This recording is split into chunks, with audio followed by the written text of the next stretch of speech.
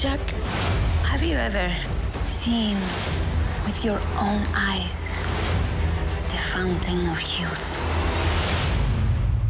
I'm sorry, could you repeat the question, please? We know you're in possession of a map. You could guide an expedition. I could use a ship. What has become of my beloved Pearl? Taken. Blackbeard.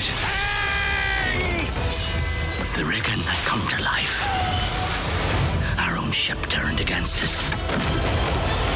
Captain, I wish to report a mutiny. I can name fingers and point names.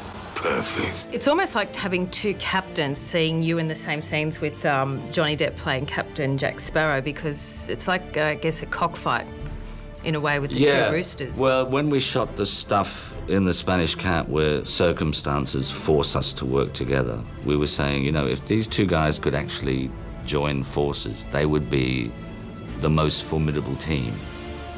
Because Jack Sparrow is he's an anarchist, and he's a great improviser, and he just takes any crisis that comes his way and dances with the circumstances and gets out of impossible situations. Jack, our sands be all but run. Where's the harm in joining the winning side? I understand everything. Except that wig. Now, it looks like Johnny Depp's character stays kind of the same, and that's what people want to see because that's what they love. But your character, Captain Barbossa, he is a captain. He seems to take more of a journey because it looks like you've decayed a lot in this role. It looks like he's bypassed the fountain of youth on the high seas. He could do with some skin products, I could put it that way. Yeah, he's a mess. No, that's true. I mean, you know, it's well documented that the inspiration for Jack was sort of a mixture between Pepe Le Pew and Keith Richards and a few other things thrown in. I always think he's a bit like Bugs Bunny, you know what I mean? He will get out of any tricky situation with panache. But Barbossa's always forced by circumstances because he's a survivor. And exactly as you say, he realizes he's not getting any younger. He's now disabled, he's got a leg missing.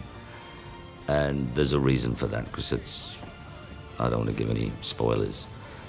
And he's put together the absolutely perfect, I suppose, retirement package by accepting the invitation from King George II to work for the court. Good pay, nicer type of person.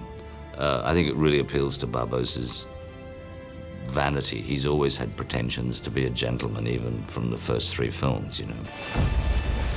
Gentlemen, I shall not ask any more of any man than what that man can deliver, but I do ask this. Are we not king's men? Aye. On the king's mission?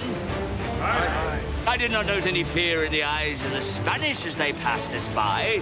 Are we not king's men? Aye! Hands aloft and bear away! Stay